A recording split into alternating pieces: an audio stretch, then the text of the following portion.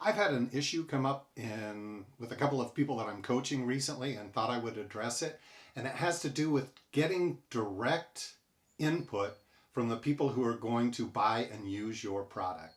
So there are a couple of people, they're mid-level product managers, and it turns out that they have no access to the people who are actually going to use the things they're designing.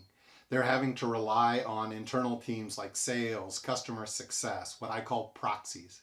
They're not talking directly to the people who are going to buy and use it. They are talking to proxies, and that can be super valuable because proxies can aggregate a lot of data. One of these people is new to the organization, so she doesn't have the background necessarily that she would like. So as she comes up to speed, these proxies are super valuable. But proxies will never completely substitute actually talking to the people who are going to buy and use your software.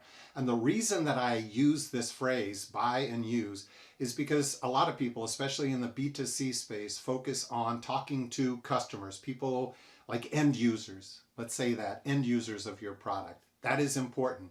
But especially in B2B, there are a bunch of people involved in the purchase and use of your product.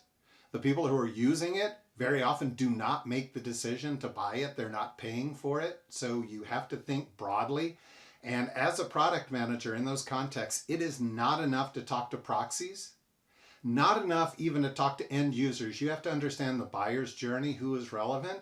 You have to understand their needs. A lot of times, users aren't even the most important stakeholder, at least short term. That sounds, crazy.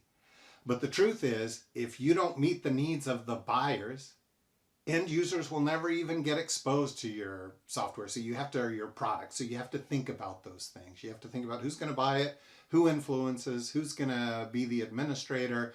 Are there managers of end users involved? What are all the different roles? You have to understand them. And you have to get some direct input from them. Maybe you don't have time to do detailed surveys and 50 interviews, but you cannot take a product to market simply based on input from proxies. That is a huge risk, because if something doesn't work out, if it's demonstrated that somehow you didn't have insight and didn't provide what the market expected, it's a really lonely feeling to have to tell leadership and other people that you never actually spoke to the people who are going to use it. So sometimes you have to get creative. In some organizations, there are a lot of barriers between you and the people who are actually going to use your product.